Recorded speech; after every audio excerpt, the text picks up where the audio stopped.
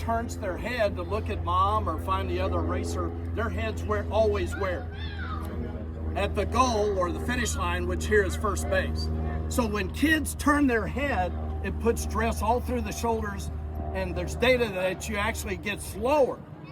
So when you hit, your job's done. You can't do anything else to help that ball as it travels into the field.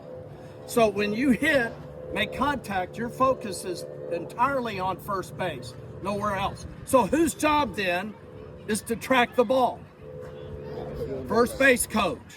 So there's three things, coaches, that we say to a ball player based upon where the ball ends up.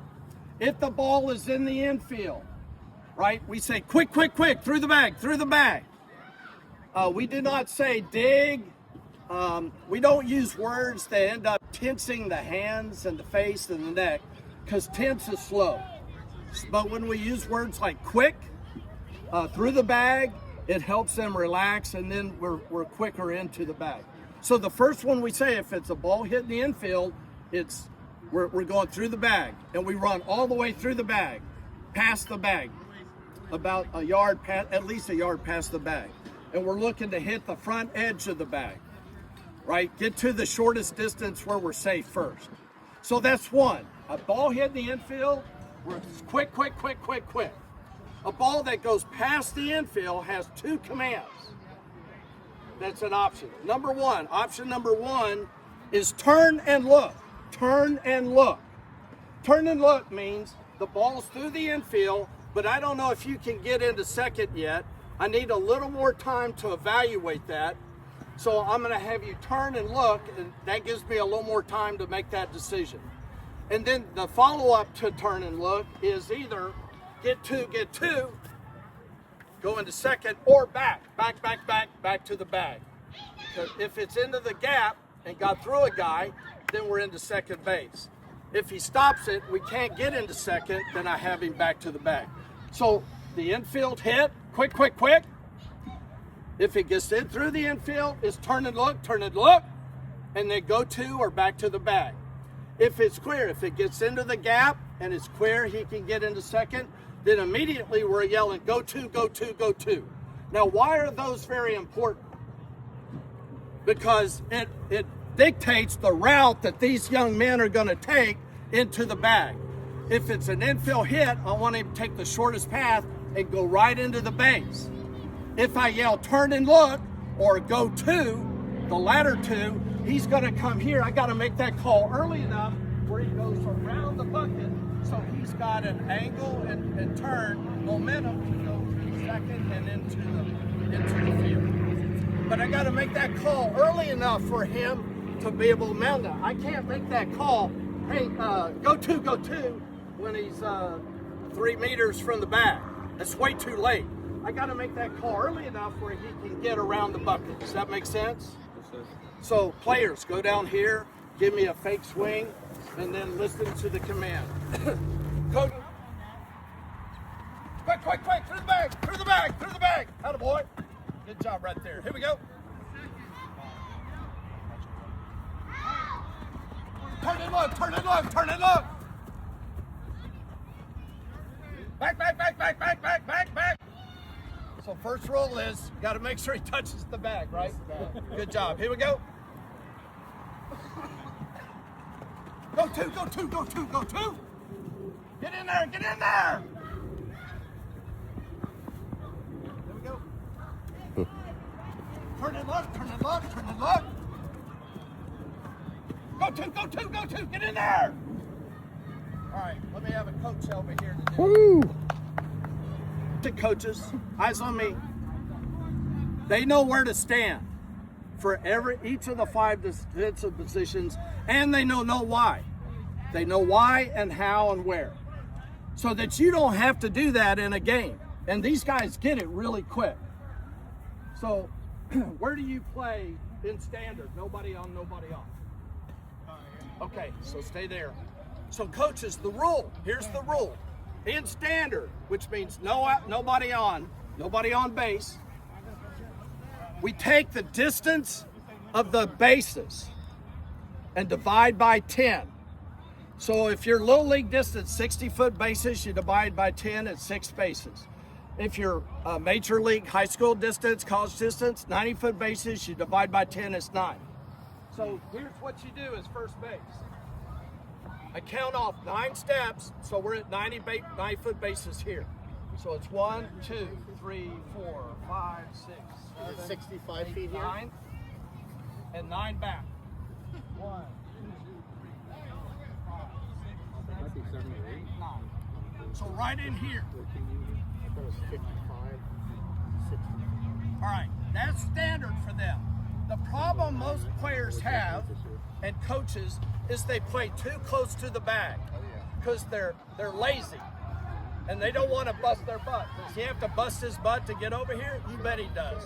But he's young, he's fast, right? But when we play here, which so many of your kids do, what are we doing? We're giving up so much range to our right. We're giving up so much hits to our right. So we're going to take that away. So this is 9 and 9. Pony distance, 70 foot, it'd be 7 and 7. Little league is 6 and 6. Does that make sense? Yes, all right. Same thing over here. 9. So shortstop, second base, go to the bag. Shortstops, 9 steps toward third, 9 steps back. Second, 9 steps toward first, 9 steps back. Go walk it out. And I have them put a little cross or a marker for where that is. Now, I always get the question, now coach, is that your stride or is that the kid's stride? Right? So we don't want little baby steps, but we want normal walking stride. Okay, when we do this. So this is where we stand for standard. Shortstop, second base. You're at 9 and 9. 9 and 9. All right, third base. Coaches, let's walk over here. For standard. Nobody on base. Where does the third baseman stand? Nobody on base? Nobody on base. He's even with so standard. Oh, he's on base. So here in standard, we go 5 or 6 steps toward second and 2 back. 1, 2, 3, 4, 5, 6. Cut it off. 1, 2. Third base stands right here. Thank you, Mark. So this is standard. This nobody on base. This is standard. All right, so let's go back over to the other area here. So the double play depth. Where do you stand for double play depth? Double play depth. Everybody there? Don't move. All right, so first base, this is not where he stands for double play depth. So, are y'all, anybody open bases or everybody closed bases? You're open? Yeah. So on open bases, we're holding the runner, right? So this is runner on first or runner on first and second. So we're holding the runner at the pitch. We're breaking out here quickly in front at the edge of the grass. If you're not playing open bases, you play here. All right? And then, so you need to be up here. And here's the rule. Here's the rule. Ball hit to this guy, so we're double play depth. Runner on first or runner first and second. Ball hit to him or to his right. What does he do with the ball? Going two. Yeah, he goes to second base. Yep. So let the direction that the ball take you lead you to that base. So ball hit to my right, I'm gonna field it and I go into second base. That's where my momentum's headed. Ball hit at me or in between me and the bag, where's the momentum taking me? Right? So ball hit here, then where do you go? Bag. And what's the difference? What do you also have to do in that case? Yell tag. Yell tag. Because now the force is gone. So we're getting the first out here, but it's no longer a force down there. So he needs to yell, tag, tag, tag! To make sure the middle infielder knows to make that tag because there's no longer a force. So that's where the first baseman stands. Middle infielders.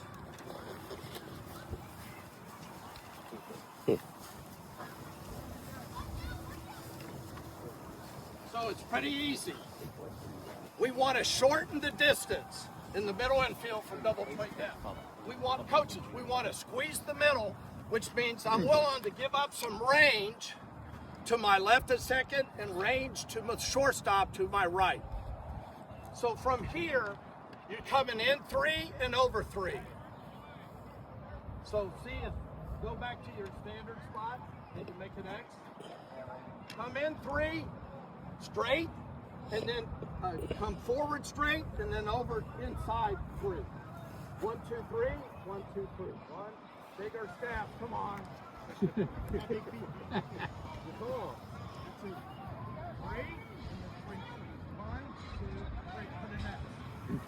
That's where you stand, show me. Big steps, and 3 in.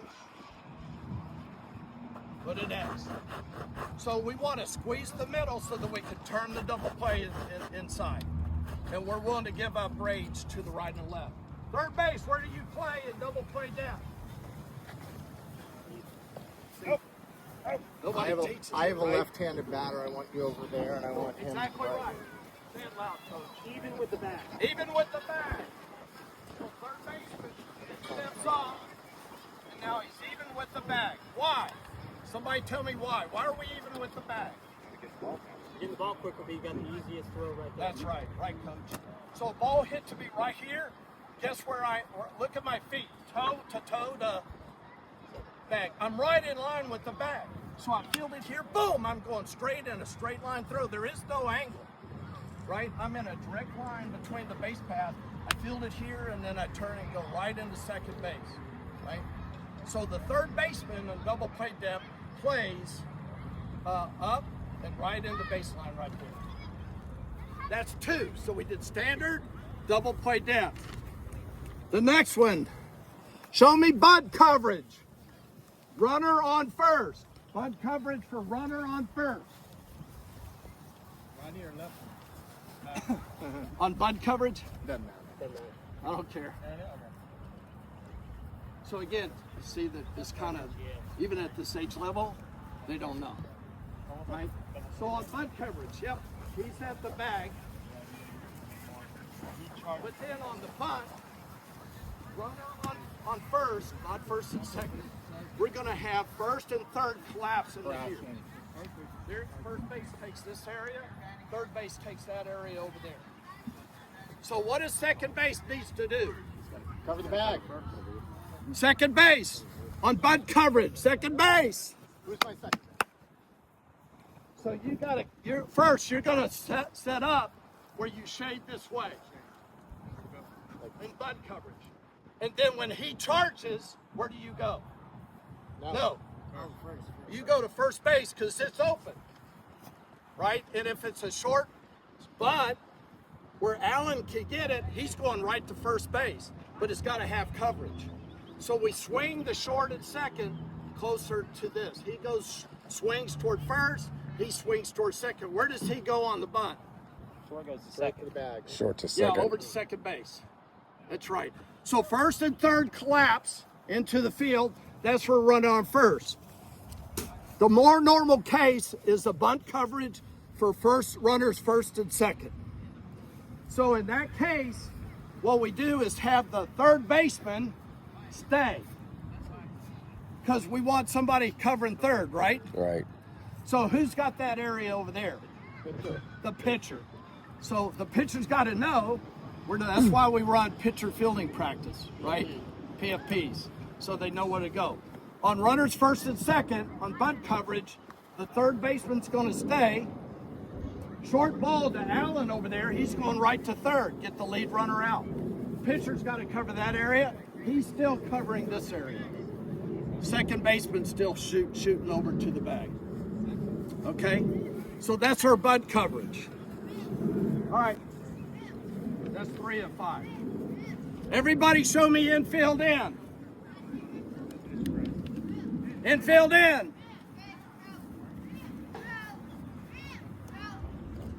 Okay, good. So we're right at the edge of the grass. We want to get so we're not at the lip. We're at the edge or slightly more in. What is our objective in the infield in defense position? What are we trying to do? What position? What case are we covering? We're going home. We're going home. So in this case, infield in, it's a close ball game. You're up by one, you're down by one, you're even. We don't want this guy to score. So it's when we have a close ball game. So less than 2 outs, infield is in, and we're going to the plate with it. They field it, they immediately go to Allen, and what does Allen do with it? No. So that's the force out, right, Adrian? Were they loaded? Yeah, they're Okay, yeah. I didn't hear that part. Yeah, or they're loaded, or they're first and second, right? No, there's a runner on third. We got a runner on third, so it's either first and third, or second and third, or infield in. But we got to keep this guy from coming into the plate. So if we go infield in, everybody goes to Allen. What do you do with the ball after that? No. So he goes to first base to get this out. Does that make sense? So he's going to receive that, cross the bag, set up his feet toe-to-toe to first base. So we get the lead runner out. Allen, then you're going first base to get the batter runner out. All right? So that's infield in. That's number 4 of 5. The last one is called split. Say split. Split. So split is we're splitting the infield and the corners. The corners are going to be in at the edge of the grass. Where's the middle infield playing? Double play depth. Double play depth. So this is the case, coaches, where we're up 5, 6, 7 runs. I'm willing to give up a run to get outs, to get multiple outs. Outs are more important to me at this point than giving up a run. So on splits, I've got quite a margin ahead of the other team, and I want to get outs. So a ball hit in the corners, again, we're going to get the lead man. Ball hit in the middle infield, then we're turning 2. So everybody show me split. So they're there. First and third are in. These guys are middle play depth. All right, everybody show me standard.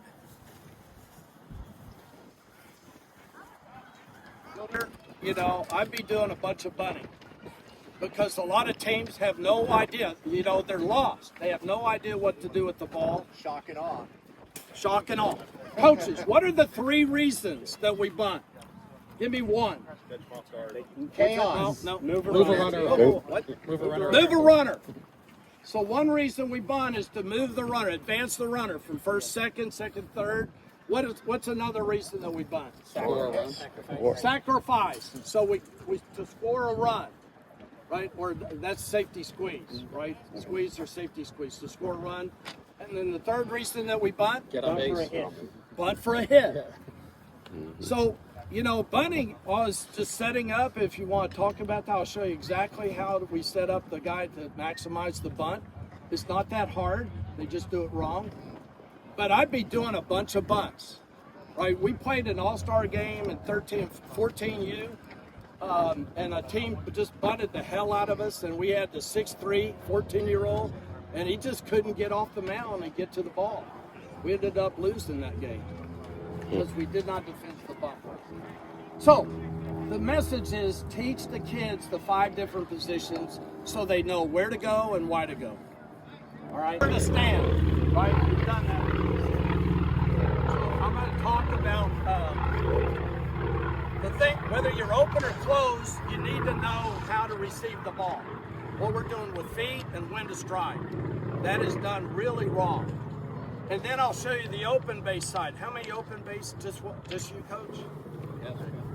So, our first job as first baseman when the ball is hit in the infield is to get to the bag. What I see a lot of, they get here and they're already strided.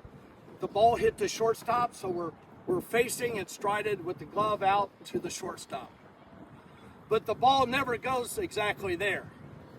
So when the ball's offline and we've already strided, I've got limited range. Does that make sense? And I've already stepped toward him, but he threw out here. So I can't expect a bad throw. So the first thing we do as the first baseman, when the ball is hit, is get to the bag with our heels at the bag, with the toes facing where the ball is going.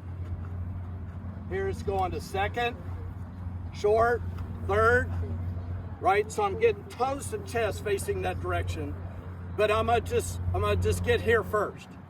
I'm gonna get my butt quickly into this position.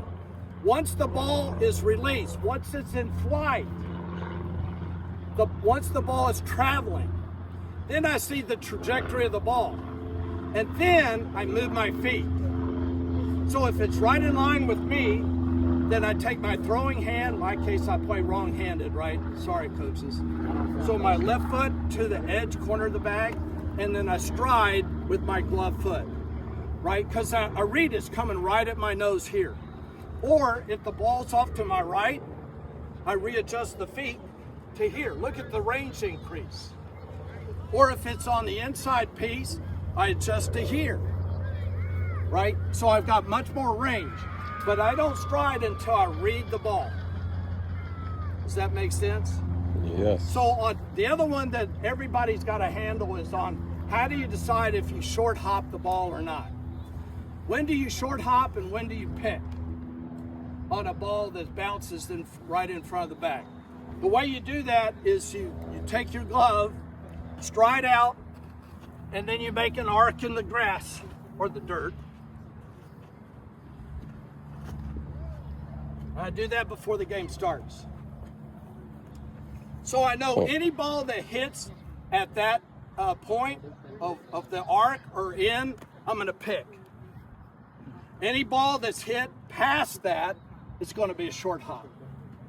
So then I don't have to guess, right? This tells me whether I pick or whether I short hop. Does that make sense?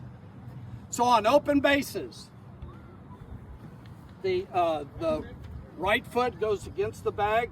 I like it a little forward. And this one plays a little bit back, more toward the foul line. And then the glove goes off the back knee, right here. Too often time they're doing this. Is that a short tag or a long tag? So we want a short tag. So it goes off the back knee right here.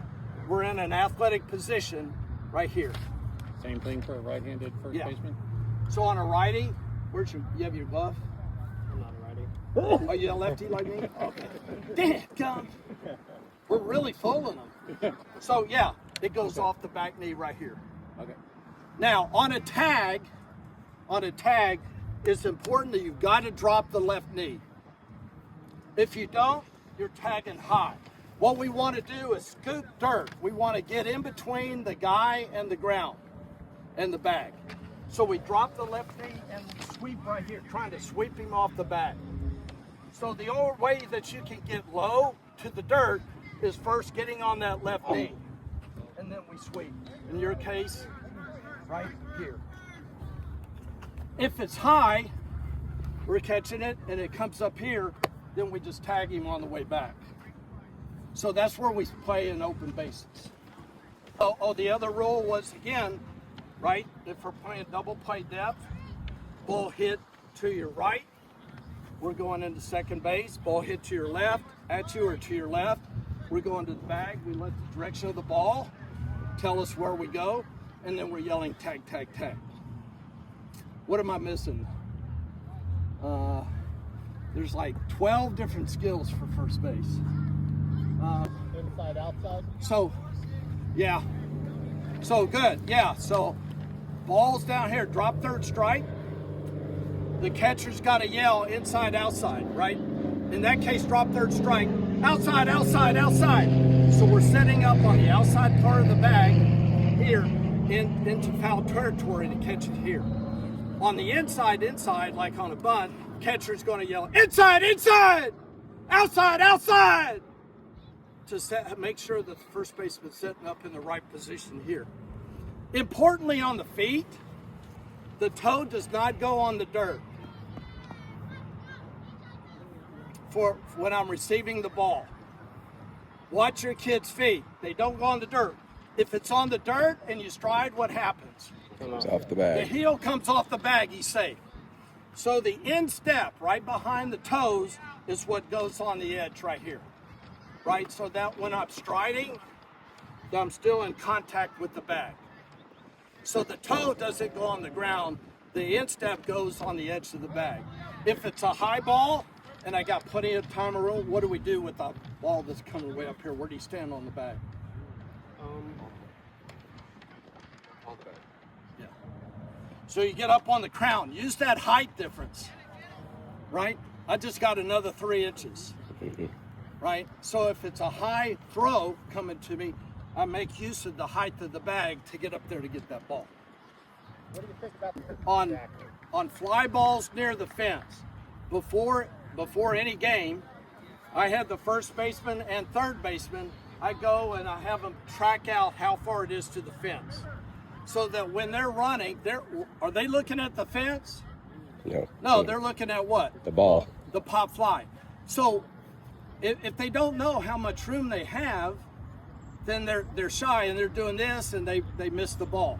So we go track that out. If I've got 1, 2, 3, 4, 5, 6, 7, 8, 9, 10, and the ball, and I'm only running 7 or 8, I know I still got plenty of room. If I'm hitting 9 or 10, I know I'm close to the bag. And then the catcher on a pop fly, on third and first, what's your job? So he's seeing the angle, right? He's telling them, oh, out of play, or you got room. Because he can see where the ball's coming relative to the fence. He can, he's tracking the ball. So again, it's communication. You got to yell, room, or it's out. So when he plays first base, you want to get to the fence, and as close to the fence, get to the fence first, and then readjust and make that catch. All right, any questions on first base? How to start and turn double plays. We're going to teach you how to start and turn double plays. Coach, do you need a picture? Can I get a picture? Huh? Do you need a picture? No. Fellas, over here so you can see me. Let me cover the most important thing of the whole day. How to throw a baseball. Because it's done wrong. Most cases, your players do not throw correctly. So here's the first question, coaches. So notice my teaching style. I'll ask a question. So I'll ask, if I'm working middle infield, or I'm working outfielder or catcher, I'll say, show me how you do this. Why do you do it that way? So number one, I see how they do it, and then why they do it, and then I make a correction. We talk about how we want to do it better. And number three, I have them re-perform it. So I do it with question and answer. So here in teaching, this is how I teach throwing. And Adrian heard this, 10 years ago? I've been doing this for almost 15 now. Oh, jeez. Been doing it a while. All right.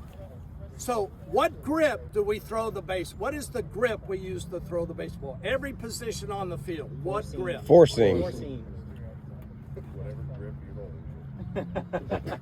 Yeah, you don't remember this from 15 years ago? No, it was 4. It was 4, right?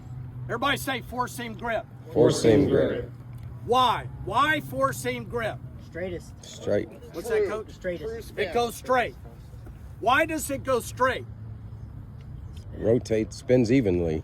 Yeah, because the rotation roll of the seams and the air in front of it, it's even. So as the ball goes through the air and I throw 4-seam grip, which means across the C or the horseshoe, the wide part of the seams, thumb underneath, as I release the ball, check what the air sees in front. It sees 1 seam, 1 seam, 2 seam, 3 seam, 4 seams. Are they evenly spaced? Yep. Yes. So that allows the ball to actually go straight, even to have some lift when you get into older players. It actually has some aero lift to it, right? Allows it to go straight. So many of your kids are not throwing 4-seam. They're throwing 2-seam, which means the fingers across the narrow seam either aligned with the seam or across the seam. Why do we not throw this? Coach? It tails. When you throw a 2-seam ball, it has a sail. So as a pitcher, if I want to hit a specific spot, I throw 4-seam.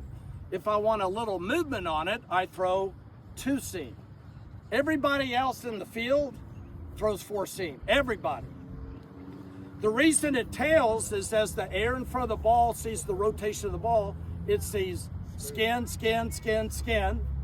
Then it sees seam, seam, then skin, skin, skin, skin. It's not symmetrical, right? And so because it's not symmetrical, it causes a slip or a slide, which allows the ball to tail.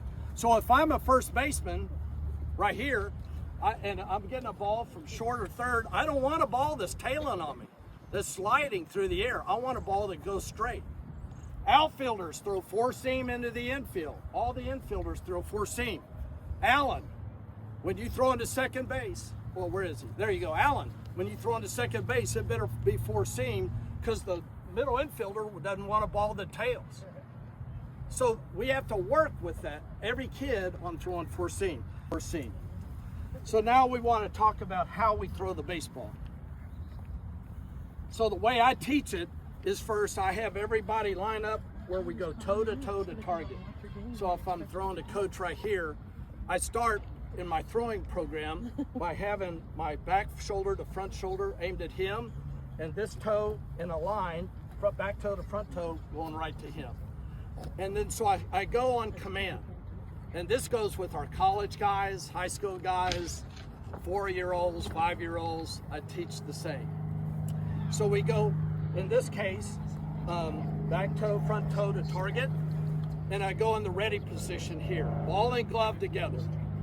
So I have everybody show me ready, and then I have them show me aim. Aim looks like this. Where's the weight? Slightly back, right? Slightly back. What do you notice about this arm? What letter does it make? L. Does everybody see the L? Yes, sir. Or right angle, 90 degree, is that an L? No, sir. Is that an L? What? No. Yes, sir. The second one. You got to go back to geometry there. That's an L, right? Right angle, 90 degrees. Is that an L? No. How about this? No. So we want this at 90 or an L, and the fingers facing away. We teach this with the snake's fangs. Do you still use that? The Yes, fangs sir. of the We snake. still do for the little ones. So yeah, with the little kids, we say, do you want the fangs of the snake facing at you or away? Because they're thinking, oh, I got to throw the ball anyway, so the wrist and the palm needs to be facing the direction I'm going. That's not right. So we actually counter-rotate when the ball gets there. So we set it where four-seam grip and the ball's facing away in the L. And same thing with this arm. So here's the term we use, equal and opposite. Equal means 90 degrees or L here, 90 degrees or L here. Andy Pettit, remember him with the Yankees, Astros? He did this so beautifully, but it wasn't lined up this way. He was here. It was still 90-90, right, Andy Pettit? So we want equal. This 90 degrees, this 90 degrees. Opposite, equal and opposite means that the elbows go through the shoulder. Elbow, shoulders, elbow. Is that equal and opposite? Nope. Equal and opposite? No. So we want to go ready position, aim, and then I have them check it. So coaches, why is so much of the problem is caused by the glove side? So how much does a ball weigh?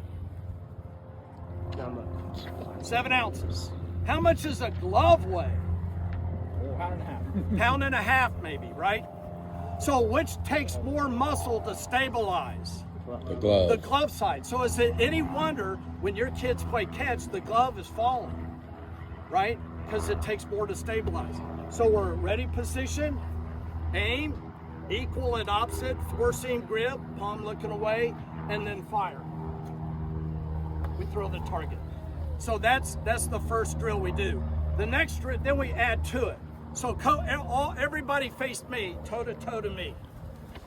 Get your toes and chest facing me. Now what I want you to do is take your throwing hand foot. I should ask you this. This is what I ask kids. What's the first body part that moves when we throw a baseball? I just gave you the answer. It's not arms, it's not heads, it's not eyes, it's foot. And which foot? Throwing hand foot. So we call this the block step. Everybody say block step. Block step. Everybody say block step. Block step. This is the most important thing for you to take away today. So everybody show me chest toward me and toes toward me. Take your throwing hand foot. If you're right-handed, that's your right foot. And make a T or a letter R out in front of your left toe. It's not way out, it's just right in front of it. Everybody got it? Show me. Coach, can you do it? No. So the instep, the middle of the foot faces me. There's like eyeballs or a camera right there. So show me, that's it, all right? Now all I want you to do is just put weight on that foot and let your body come around, that's it. And hold it, don't move. Now look at your shoulders and back toe to front toe. Where is it lined up? Toward me. Do you see that? So why do you have balls, coaches, why do you have balls going all over the ball field? Because your kids play catch like this. Watch my feet. When they play catch, they do this. They step this toe and they get the toes going forward. Where is my back toe to front toe angle? It's going right here to coach, but I'm not throwing it, coach. I'm throwing right here to Oklahoma. Do you see how the body never gets in a line? That's why you've got balls going all over the ball field. So we go ready position, block step, aim, and then fire. Guess what? Every position throws out of the block step. When we're pitching, right, and we're standing on the rubber in the stretch, what are we really in? Block step. We're in block step. Alan, when you throw into second base, what do you use? Block step. Block step. So the catcher never takes a toe forward. He block steps quickly with that right foot to get toe to line and momentum going into the bag. When I'm a shortstop, second base, when I'm throwing, I field it. What's my next step? To go to block step. It's a block step in front. We never block, we never go behind. We never skip behind. We never do that. We never, again, remember, we don't cross our feet. So if I'm fielding and I'm throwing into first, I field it, and then I block step, so I'm toe to target. Outfielders, it's a block step, right? But we call it something different. What do we call it? Crow hop. A crow hop. So I catch it, and then I crow hop, but it's really a big block step, and then I'm still toe to target. Every position throws that way. The reason you got balls going everywhere is they never get into block step. Hey, Coach, how do you, for the younger players, how do you drill them into getting into that block step? I do this with 4-year-olds. Yeah. What I just taught you, I teach them. Yeah, so I'm saying, what would you recommend we do from a drill standpoint to So get them into that block the step? first one I do is I get right here in ready position, and I'm already in this toe and shoulders in line. Yeah. Ready position and aim and fire. Okay. And then I go from here and block step and aim and fire. Same thing I do Just with go these through the kids. same mechanics. Same thing. Net. If they want 4, that's fine. If they want 3, that's fine. As they get older, they're going to figure out when they want to transition from 3 to 2. I never tell them. So if they want to use 3 fingers on top and the thumb underneath, that's fine.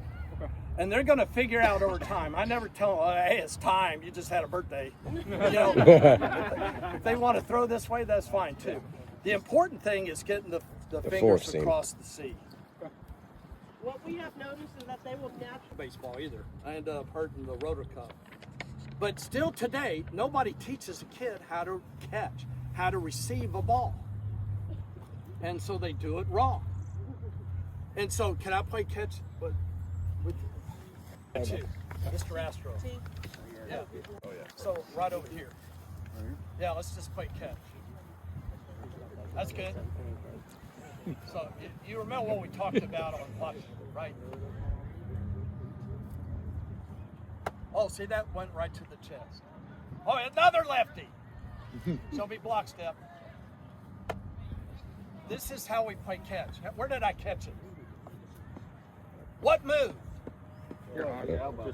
The glove.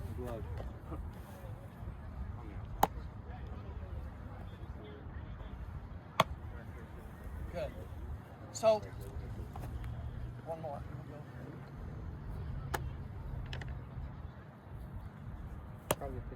What moved that time? Your whole body. Whole body. Yeah. So when we play catch, it's always feet first to the ball. You line up the ball with the middle of the chest. Our kids have gotten so lazy because they can catch and grab the ball with the glove with that technology without having to move their feet. Yes, sir. Our kids have so lazy feet they don't move. Yes, they do. They just go bang, bang, bang. That is not how we play catch. It's always feet first to the ball, and we catch thumb to thumb. Outfielders, we use this. Middle infielders, we use this. Allen, when he throws into second base, uses this. When we're playing catch for those 10, 15 minutes, it's all feet first to the ball, we receive thumb to thumb. Not here. Coach is not here. Here. Thumb to thumb, with the little kids, we teach this as butterfly.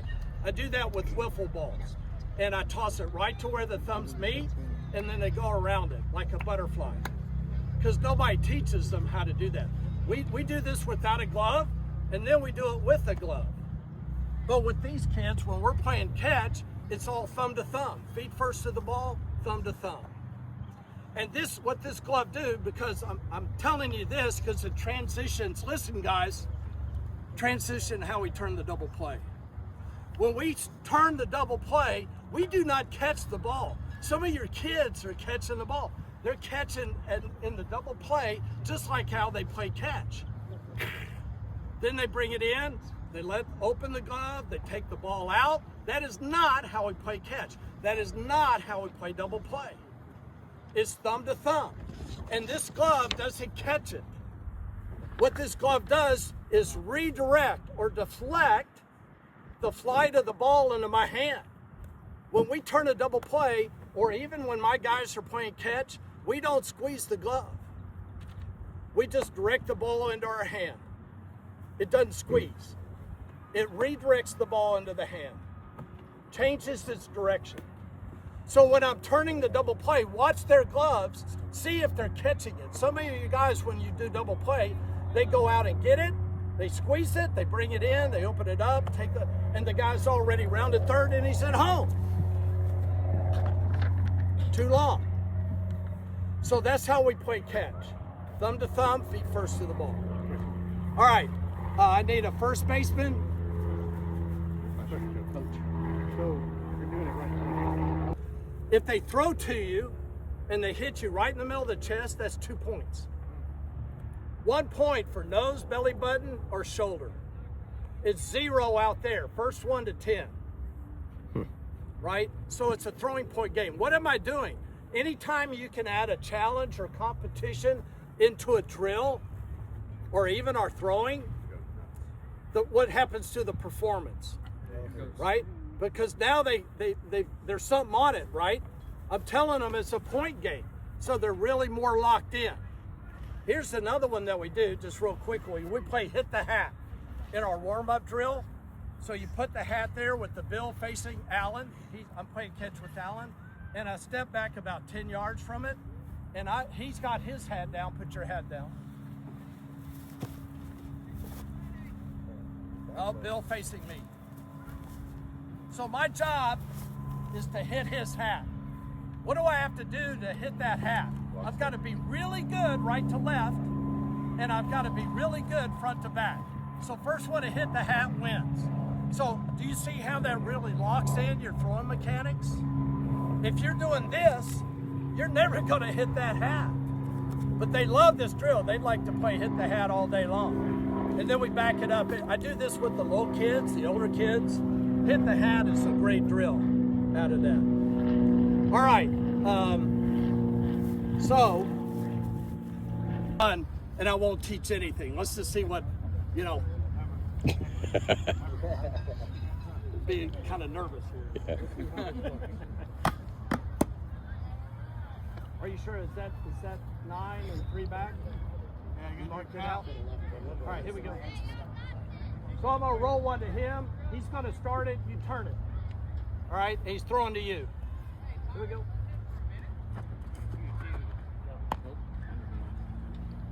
Out of the way. So did you notice where he was strided? Right? Here we go. One more.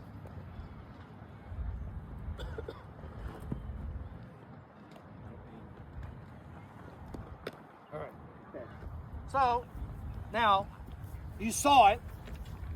A lot of problems right there. Let's teach how to do it right. We don't have any seconds that are right-handed.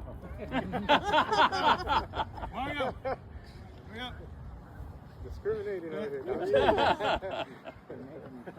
You know, it's so funny because Junior in Pony, we had a kid. He was an all-star. He was second team all-star short cuts catcher, but he was a left-handed catcher.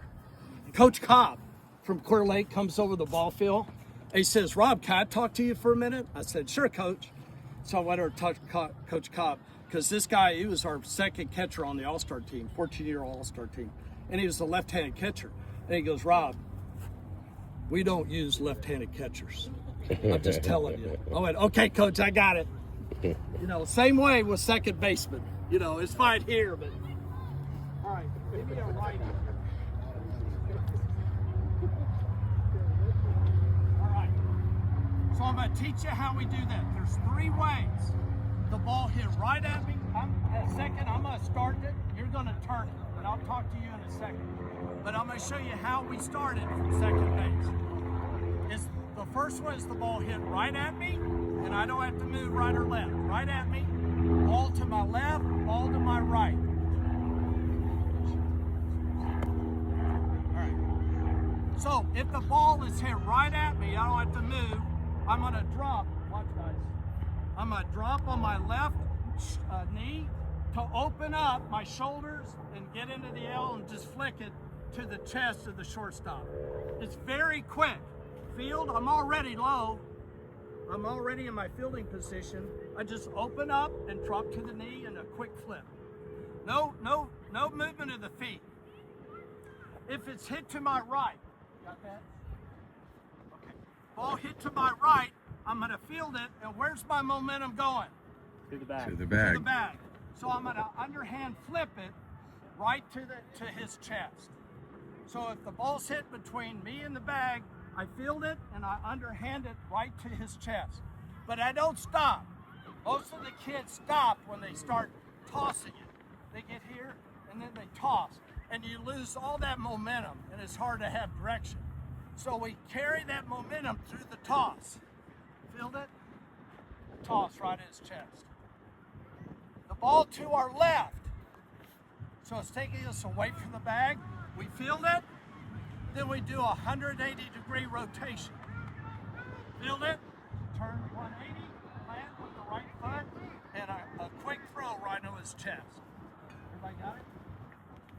So ball hit to you, brick at you, we drop the knee, open it, lefties. Same thing, you field it. Same thing, drop the left knee and open it, make your throw. Ball hit to the right. Toss, ball hit over here. Right here, expecting the bad throw. Guess what? Thumb to thumb. Do not squeeze it. Receive it thumb to thumb, not with the glove. Thumb to thumb. And let it deflect into your hand. Don't close it. So we stay behind it as the ball comes to us. We step left foot as we receive the ball and drag our right toe on the backside of the bag for the out. And as we drag it, we're setting up, look, toe to the bag. So it looks like this. We get here, receive the ball, step left, drag right, toe, throw to first. All right, that's how we turn the double play on this side. Any questions on that? Do not catch it. Make sure it's thumb to thumb and deflect the ball in here. All right. Coaches, do you see why we don't do fungo on this? It's all underhand rolls because I can get real precise with rolling it. All right, here we go. Right at you. Drop the left knee, open up. Good. How can you make that better? Yeah, thumb to thumb. Here we go, right at you. Next. Oh. Drop it and open up. Good. Attaboy. Drop the left knee. Drop the left knee. No, no. Do it again. We just went through this. Ball right at you. Drop the left knee.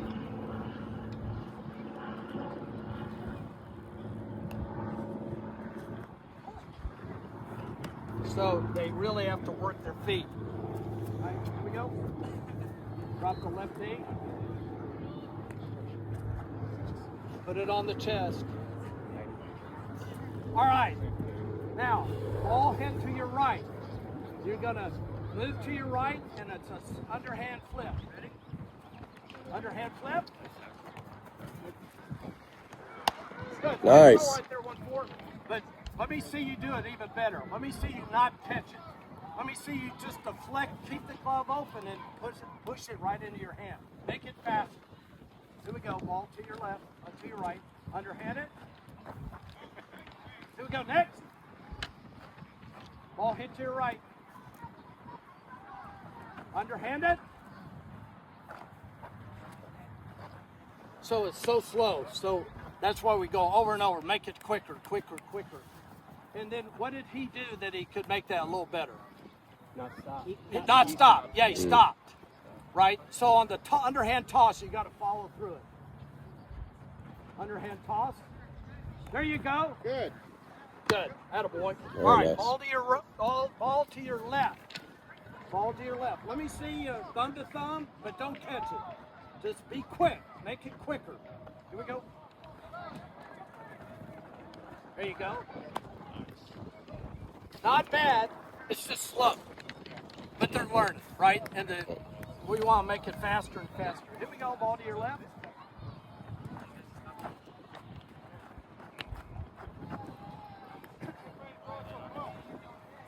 So on lefty, you're just going to plant your left foot and make the throw over here. Here we go. Ready? You're doing the 180. 180. But how can he make that better? Don't catch it. Yeah. It What? was good footwork on the bag. Walk with your left foot. Put a. All right. So now you guys are going to turn. You got what we do, and everybody up here, listen, or you gonna miss it. Just some of you missed it last time. Come over here. Quick, quick, quick. This is why we have righties at second, right? So you're going to get quickly to the bag. They're going to start it. We're turning it.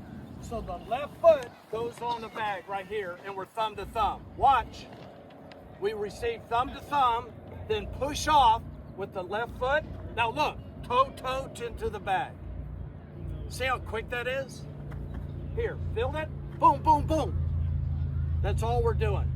By the way, on a ball to the third baseman, on the double play, remember, where's he playing, the third baseman? Even with the bag. Even with the bag. So is that a shorter throw or longer throw? From third? Longer, right? Longer. So more chance for the air in miss distance, right or left. So here we do the left foot on the outfield side of the bag. When it's coming from the third baseman, we play on this side of the bag. That way I can have more mobility to the right or left. So ball coming from third, it's left foot here, then right foot, left foot, toe to bag. On shortstop, left foot here, receive it, deflect it into the hand, right foot, left foot, throw into first. These guys are going to do the same thing. Ball right at you. Open up on the left knee here. Feel it. And with the right knee. Oh no, it's left knee. Because I'm a lefty and I always get confused. Drop on the left knee to open it up. And a quick throw on the chest. Ball to your right. Same thing. You're going to feel on the box step. Brace your momentum to the right with the right foot. Ball to the chest. Ball hip between you and the bag. What do we do? Underhand. Feel it. Underhand toss right to stick. It's quick.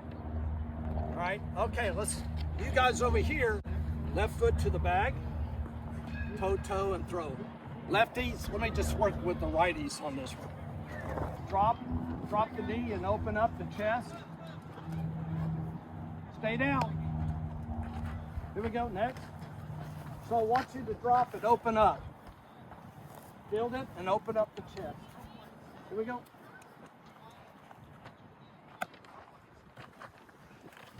So push off and land right foot, left foot, and throw. Here we go, ready? Right at you. Drop the knee, open the shoulders. All right, now let's go underhand ball to your left. Underhand throw, follow the throw. Here we go, ready? Underhand it.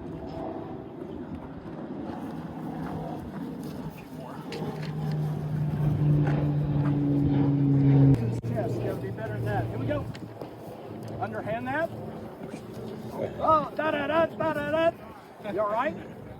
Here we go. Underhand. Follow it. Make it quicker. Don't stand up. Here we go. Underhand that. Better. How can he make that better?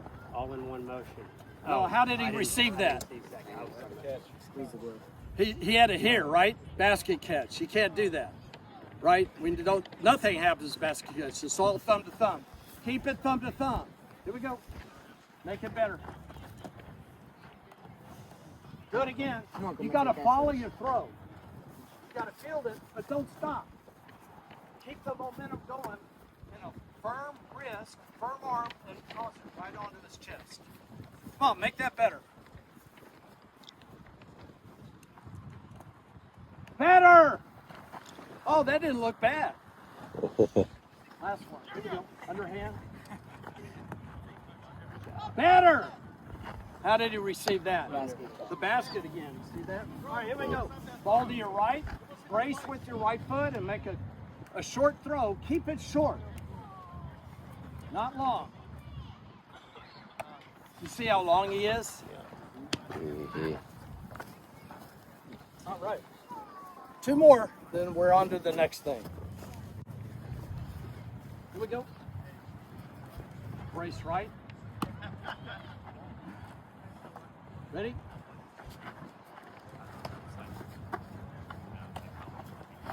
Onto the chest. Quick. Stay low, don't stand up. If you stand up, it takes too much time. Stay low. Brace with the right foot. Better. Brace with the right foot. Stay low. On the chest. Good. How can he make that? Right? Again, thumb to thumb. Any questions on how we start or turn the double play? That's great. So, a lot of progress right there, but then it's repetition to go through. Come in, let's go.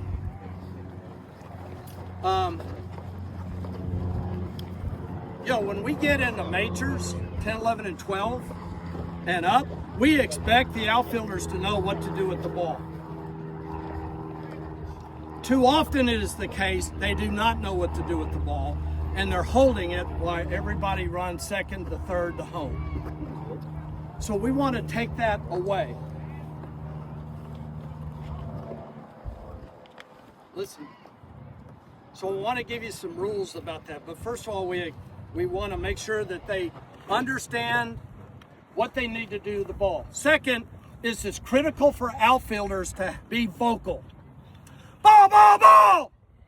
Yours! Nobody talks out here. I don't care what you do with YouTube and with the game computer and all that at school.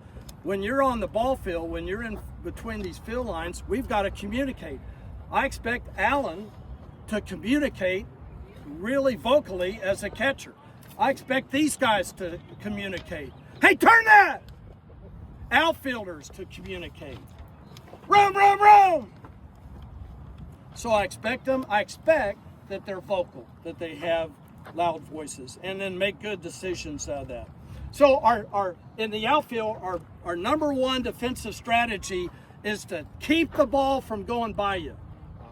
Whether you have to dive for it, Whatever it is, if it gets by you, it's an extra base out here.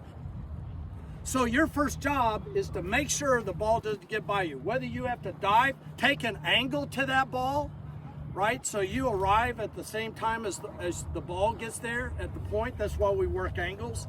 But you got to keep the ball in front of you and not let it get past you. Your number one job is to not let the ball go by. On fly ball communications, center fielder has priority over all other outfielders. If he can get to the ball, it's his. After him, the left fielder and right fielder have priority. Balls in between here, outfielders typically have priority over infielders because they're coming in on the play. They can keep the ball in front of them. Now you'll see sometimes the second coming over and taking an angle over here because he still's got an angle to that ball, and that's okay. But as a general rule, center fielder has priority over right and left, and all outfielders have priority over infielders for pop flies. The guy with the last priority is, you know who that is? The loudest one. The pitcher. The pitcher's the last guy on the priority list.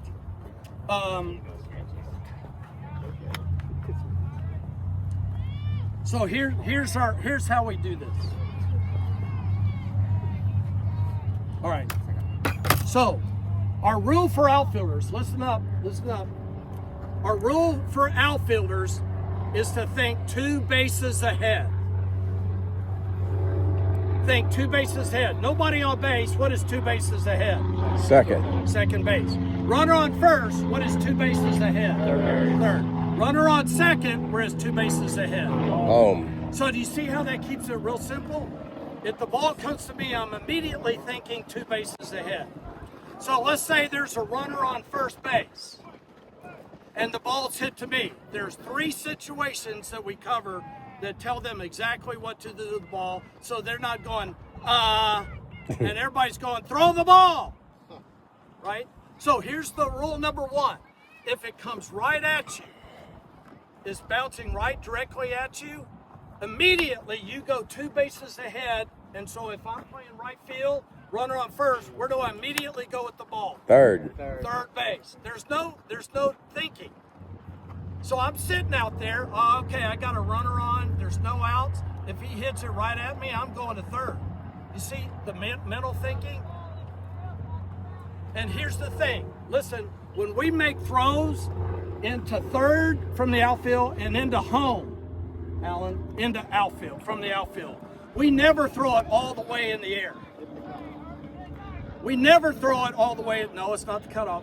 We never throw it all the way in the air because ball goes all the way through the fence, right? It goes to the backstop. We miss so bad. All throws into third, all throws into home are long hops.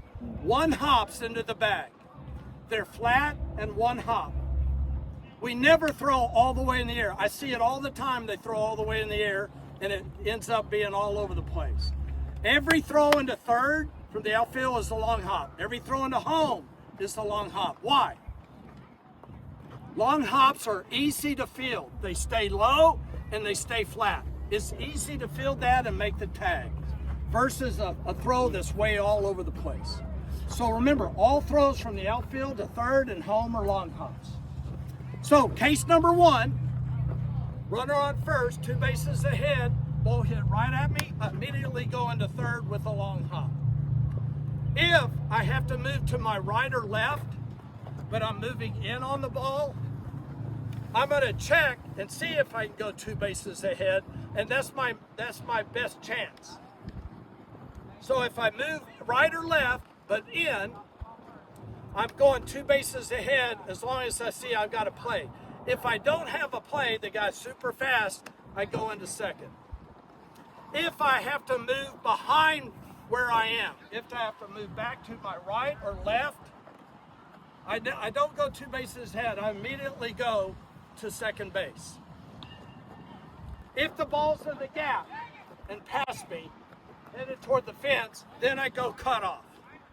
I go cut off into the infield. So again, it's real simple. There's simple rules to the outfielder. We don't have to guess at all. 2 bases ahead, If it hits right at me, boom, 2 bases ahead, I immediately go to that bag. Runner on second, it's hit right at me, I go into home. Runner on second, ball hit right or left, I'm gonna check home.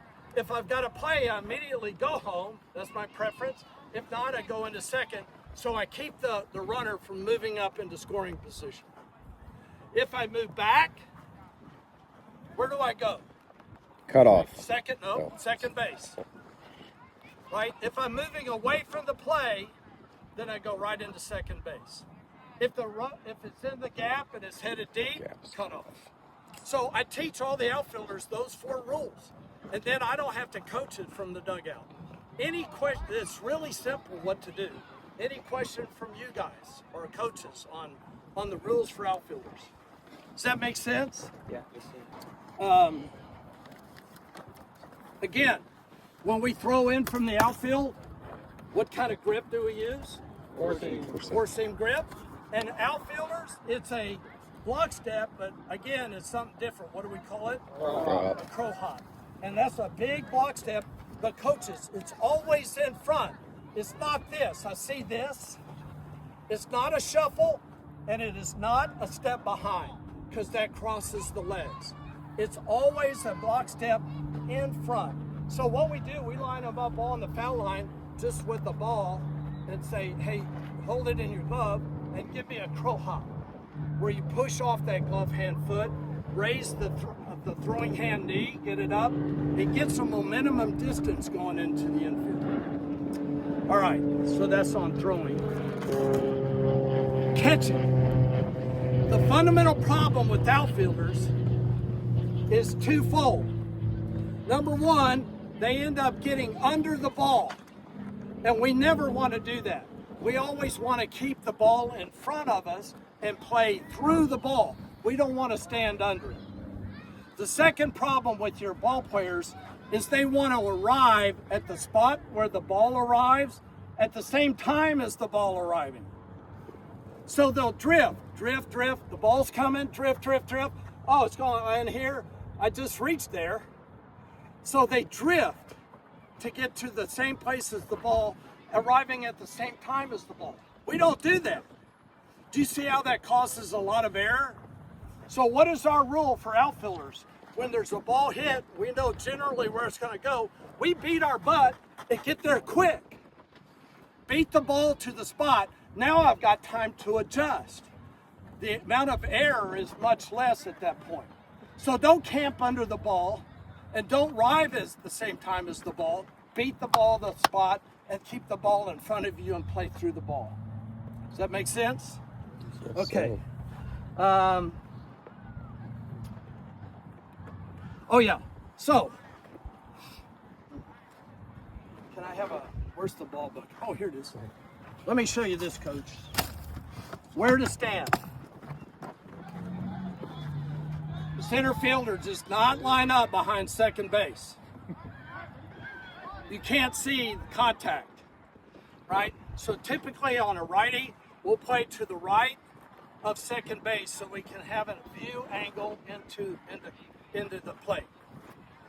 Now, on a righty, I'm giving you general terms here.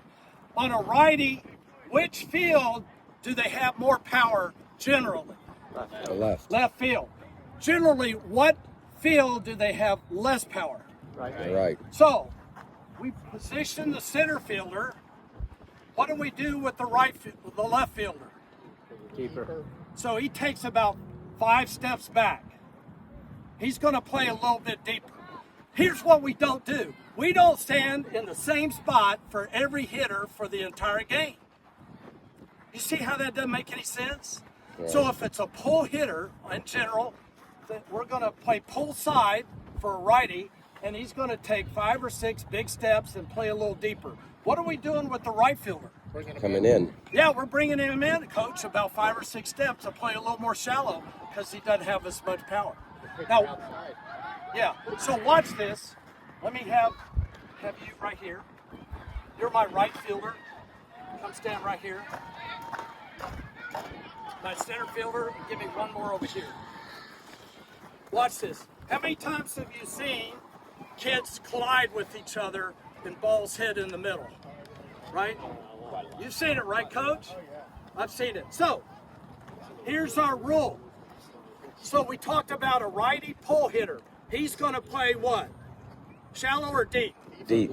He's going to play a little bit deeper. He's staying the same. So ball in the gap. Watch this. Ball in the gap. This guy's going to take the inside or the outside track?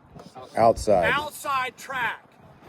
The center fielder's going to take the Inside. inside track. Do you see how they won't collide? Ball in this gap. Who's deeper? Center fielder or the right fielder? Center's deeper. Center is, right? He's playing shallow. So ball hitting the gap. Who's got the outside track? Center. Center fielder. Who's got the inside track? Right. So I take tennis balls with the tennis racket because I can hit it pretty precise. And I put balls that, deep, shallow, right in the middle, and get them where they're talking to each other, right? But this way they won't they won't hit each other. So there's certain tracks that we have that we fly with that on. Any questions on that?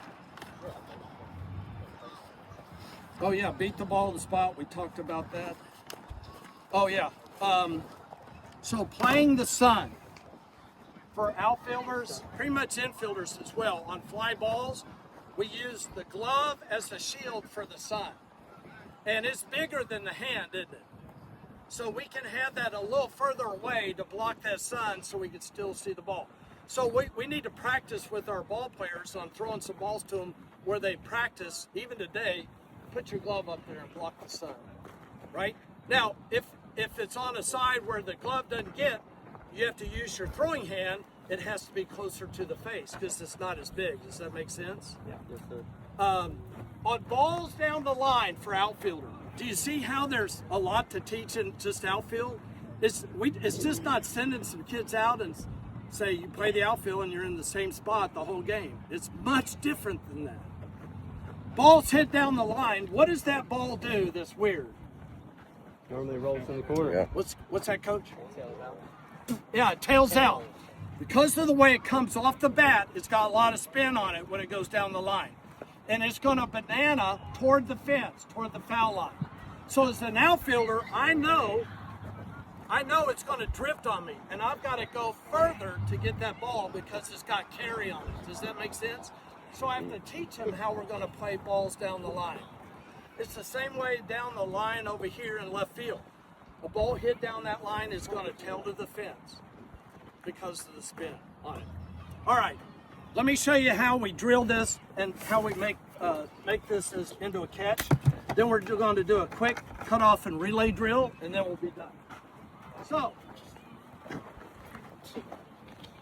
everybody line up over here on this cone.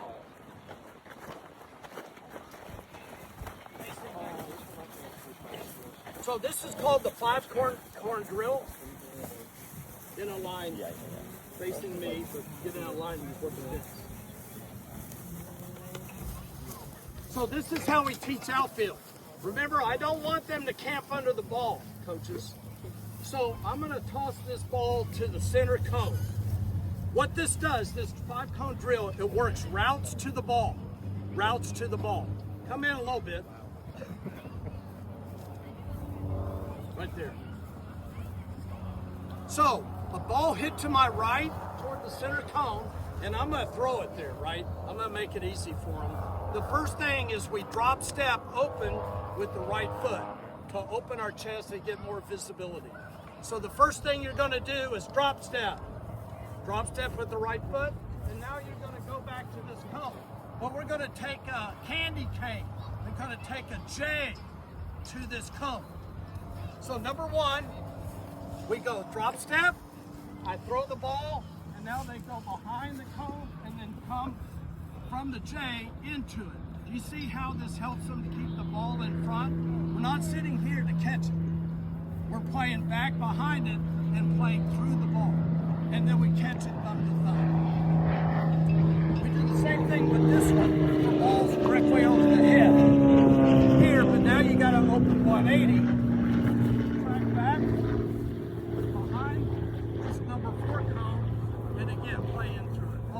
Sun's wrong. Feel for you guys. The sun's right into your face. You just taught him what to do. Woo! Yeah, use the glove. All right, first guy right here. So on command, I'll tell you the drop step. I'll throw the ball right there.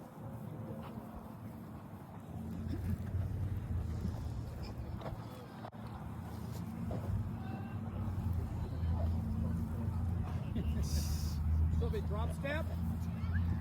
Then you're gonna go in a J, candy cane behind the center cone, play behind it, 2-hand catch. Ready?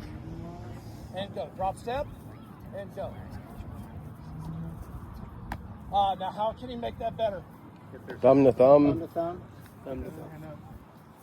How do we receive the ball every time? 2 hands. Thumb to thumb. Thumb to thumb. Here we go, next guy. Ready? Drop step, go. Oh, bad. Go again. Drop step, and go. Short, come play through it. Next. Drop step, go. Good. Play behind the ball and through the ball. Next. Ready? Drop step, go. So beat the ball there, quicker. There you go. It's got to be faster. Ready? Drop step. Go. Good. How can he make that better? How can Alan make that better? What did he just do after he caught it? You got to watch the feet. The feet, yeah. He did not block step. He shuffled behind, didn't he? Outfielders are always the block step. So you got to make sure they do the mechanics right. Ready? Drop and go. Good. Sun, right? And go. Drop. How can he do that better? Thumb to thumb. Thumb to thumb. One more. Drop. Go. Play through it. Good. All right, couple this way. Now it's hand open and go. Good, adjust to it. I know. This is a great drill. Here we go. Ready? Open. Go.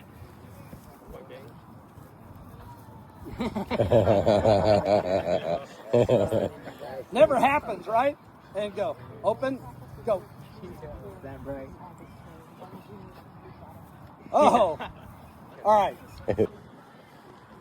So on a ball, stay right there. I'm going to hit it to their right. We're going to have a cutoff for the plate.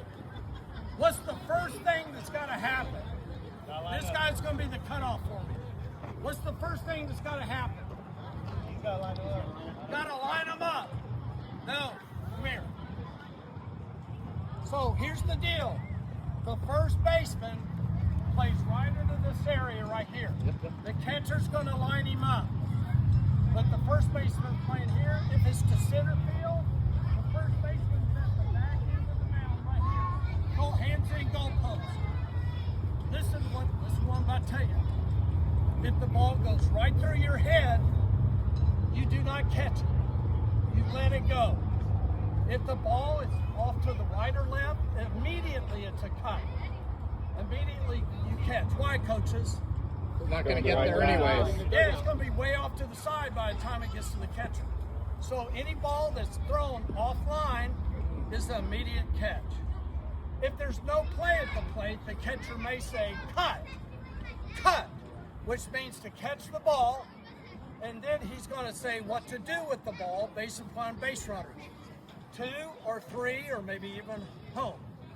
All right, so I'm going to dry run it once, and you listen. His job is first to line up the first baseman in telling him left or right and how many steps. So it's direction and how many steps, but I'll demonstrate it. Let this ball go, don't move. Move over to your, did I hit the cone? I did. Oh. What's the chance of that? I'd never do that. Throw it over to your right. To your right. A little far. A little bit too far. Marker far. There you go. Let it go. Hey, he's 18. You apologize. Let it go. Let it go.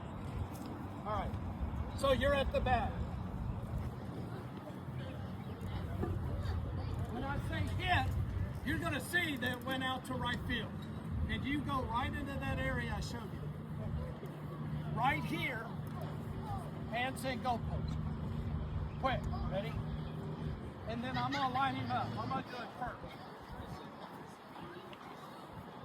Watch, coaches. Direction and numbers 10. Ready? Go. Right three, right there. You go to the ball, Now throw right at him, throw it to him. Cut. Oh. So if it's right at your head, you let it go. If it's not right at your head, you catch it. So it's really important, right? So that we don't have the ball flying around. All right. So you've got to quickly and loud line them up. Direction and number of steps. Let the ball go. Oh, let it go. Not that good.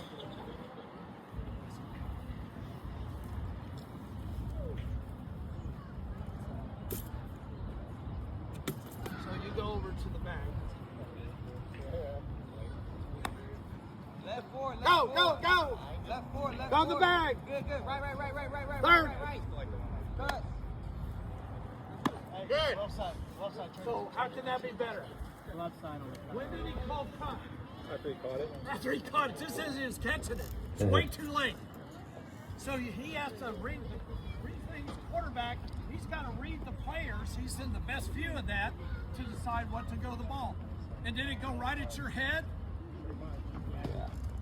If it's right at his head, it's a perfect one hop into the play for the tag.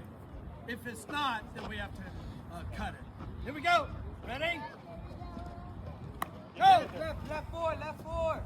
Right three. Good. Cut home.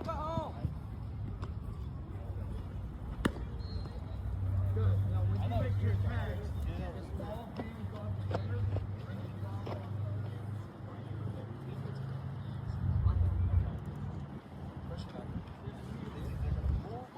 Level 2, which is how to play first base, how to play outfield, and then level 3. Level 3 is multi-positional skills, cutoff and relays, starting and turning double plays. So for you, I did some level 2, how to play first base, how to set up all the defense. That's level 2. Level 3 drills, cutoff and relays, and then starting and turning double plays. So you got a little mix of both of that for that. Is that helpful? Yes, sir. Did you learn some stuff? Yes, sir. Absolutely. All right. Any questions for me? I got you. Do you have a handout that will help you? I don't. I didn't bring that today. Usually I do, but I didn't have an office copier, and so I didn't get to make that. It was a lot of good information. Yeah, it's good stuff. But here's one of the things I do is I'll spend an extra practice with only a position. So let's say I just work maybe only outfielders. I try not to do a lot of position training and team practice. I try to do more team oriented drills. So I'll have a set aside practice for outfield. I have a set aside practice where I spend an hour with first baseman. I spend an hour with middle infielders. This just takes up too much time for me to do in a practice. Use stations as much as you can. Station. So tee work going on in station 1. You're doing ground balls in station 2. Maybe you're doing a throwing drill, or you're doing soft toss with whiffles on station 3. 7 minutes and you rotate. Keep everybody busy, no standing around. Multi-fungo drills for defense. When I do fungo, I get a 2 fungo drill going with the infield in here. I'm hitting the second, they throw to first, while the other coach is hitting the short, throwing to third. Then I'm hitting the second, throwing to third, short to first. Now I'm going third to first, first to third, short to second. See how I'm mixing up the combinations? So I get a lot of repetition going around. It's just not a lot of standing around. I don't like kids standing around. It's not helping them develop. So even in the multi-fungo drill, I've got 2 fungos drill, but everybody in it. So it's a lot of station work, everybody in a rotation to maximize the learning benefit out of it. The other throwing drill, I'll give you one other throwing drill. I gave you the hit the hat drill. Try it. It's a blast. They will love that drill. And you can start relatively short. If they do pretty well, then you lengthen it out a little bit more, another 3 yards. The other drill is called last man standing. So if coach and I are playing catch, we start maybe from, let's say 10 yards, and he'll throw to me, I'll throw back to him. If both of us catch it, then I take another like 5 yards back, and we throw back and forth again. If both of us catch it, we take another 5 yards. And then if he throws it to me and I drop it, then we take a knee. Everybody that still catches going back and forth is in the game until the last man standing, right? So it's a great little drill because now they're out of it and they want to be in it. So it puts, again, a little something on it. So hit the hat drill is a great throwing drill, and then last man standing is a great throwing drill as well. Any other questions, comments? Thanks for coming out. I know it took some time, but thanks for letting me share with you today. Thank you. Great day for baseball. Great. Yes, sir.